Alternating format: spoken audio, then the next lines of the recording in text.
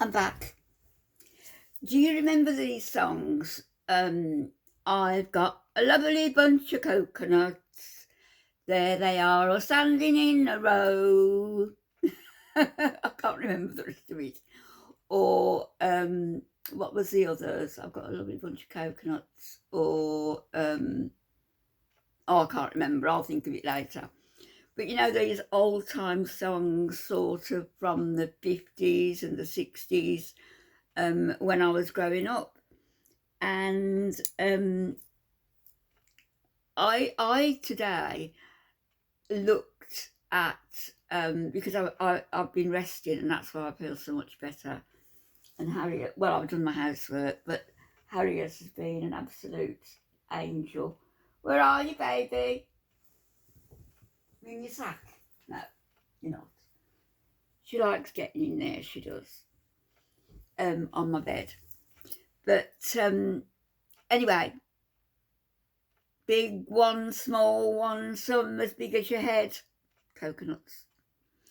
Anyway, no, I'm not on anything. So I was watching today, and there was a really lovely documentary, and it followed a family living in a street in London, in Bethnal Green, I think it was. And it followed this family, and there was a mother and her 3 daughters, all married with children, and they lived next door to each other in this little row of terraced houses. And it reminded me so much of how things used to be, not for us so much, Alp and I, but you know, how Alf's mum brought them up, from what I was told, and my mum as well. My mum, when I was born in hospital, my mum brought me home, and she had a house in Armory Road. And as the name implies, Armory, it was right opposite the BSA, British Supplies, I don't know. And they were making ammunition and stuff, or they had been, for the Second World War. And Mum lived there during those years. But of course the war was long over by the time I was born in 1949. So when Mum brought me home, she brought me home to a little terraced house, just like the ones in this street in Bethnal Green. And she laid me on a chair, and one of my sisters, who was 13 at the time, came in from school and went to sit on the chair, of course. And Mum shouted, "Ah, the baby, the baby!" So my life was almost over before it started. And might be going to see that sister tomorrow, actually. She's in a nursing home. She's beautiful, beautiful woman. So that was that. And then I don't remember living there, of course, because not long after, maybe a year or two after, my mum moved to this big house in opposite the park where I showed you, in Park Road, and it was idyllic. There was 3 rooms on the ground. No, there wasn't. There was 4 rooms on the ground floor. There was the front room, which was the best room, the middle room, which was the television room. Then there was the stairs with a great big stained glass window as you walked up and turned. And then there was a small larder come cubbyhole, as big as a small bedroom, really. Then there was what Mum called the kitchen, with a table, dining table and chairs. Dining table, wooden table, you know, nothing fancy. And then there was the scullery, where she prepared all the food. Then outside there was a coal house, a storehouse, and a lavatory. And then a nice garden, fenced, that backed onto allotments where everybody was growing. They'd been growing all through the war years, all the vegetables and fruits. So it was nice. We used to climb over, we used to say, climb over the boards at the back, and we used to go over there, and we used to go scrumping, and it was naughty really because we were nicking apples, crab apples, those horrible things that were really sour, off the trees. And then upstairs, the front bedroom was absolutely massive. You could have got 4 double beds in there, easy, and still room for wardrobes. Big front bedroom. Then you'd got a store cupboard, big store cupboard. Then you'd got another bedroom. Then coming along the landing, where the stained glass window was, you've got the bathroom, all tiled in black and white, like my floor downstairs. Then next to that, you've got the back bedroom, which was my bedroom. And I was a naughty little girl, you know. When my stepdad came on the scene, hateful man,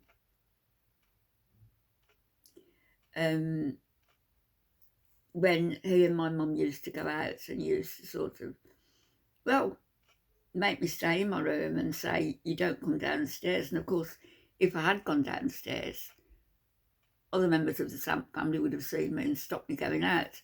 So what I used to do when they'd gone was to open the sash window, climb out onto the roof, which I believe was asbestos, climbed out onto that roof, sloping roof, got down onto the fence, jumped down in the garden, jumped over the boards, ran round to the, right round to the other park entrance and came into the park. And all the kids were aware that if they saw my mum and dad coming back from the pub where they'd gone and taken my little brother, who was 7 years younger than me, then if they saw them on their way, then it was, Anne, they're on the way back, get back in. And the one time it was too late, and they came another way. They didn't come through the park, and they were walking up the road. And I remember them walking up, and he saw me come out of the park and try to get, you know, across to the house. And he'd had a few drinks, and he chased me up that road. He chased me. He would have throttled me had he caught me, as he'd done before. But because he'd had drink in him, he kept falling over. And really, it must have been a comedy scene, like something out of one of these Laurel and Hardy sketches. And the neighbours were hanging out of the window saying, "Is Anne all right? Is Anne all right?" It wasn't funny, really. But he kept falling over. He was just too bloody drunk. And so I ran. I got back in the house the way I came. I got out and I sat on my bed and waited for the eruption, which it came. And I was hauled downstairs and given a bit of a beating. And I think that the police were called on that occasion. The police were called on numerous occasions because of him. And you know, it wasn't funny, but that was my life. And as I say, the front big bedroom, storeroom, other bedroom, bathroom, my bedroom. And then you went up the stairs and there was an attic, and it ran the whole width and half the length of the house. It was massive. And eventually my mum allowed me to have that room for a short time, and then my big brother, who's 7 years older than me, he commandeered it. And again, you could have got 4 double beds and furniture in there. I remember there was Psycho, Norman Bates, where there was the rocking chair with the grandmother in. Well, there was one of those up there, and I loved that rocking chair. I've often been tempted to buy one, actually, but my house is too cluttered as it is. once Alfie died, I admit that some people turn to smoking, drinking, depression, clothes, stuff. I turned to buying antique stuff and stuff off Etsy and things that I didn't need. It's stopped now. I've stopped doing it. I wasted a lot of money, and I need to get rid of some of it. And I've said to my kids, anything you want, just say and you can have it. But they've got all their own furniture, so I'm considering what to do. You know, it could go to a charity, it could go somewhere, but I've got to have somewhere to store my stuff, and that can be done in a taller cupboard, one cupboard instead of 3, 4, 5 cupboards scattered about. So, but my mum, she kept an absolutely immaculate house. The only time it was in disarray was when the drunkard was there and he decided he wanted to beat up on me, and it was always me. Always me. And I think that was because, pretty certain, that it was because that my dad was still on the scene. He was alive, you know, and kicking. He died when I was 10. So all this happened between Mum, how old was she? How old was I when she married him? 6. His stepfather.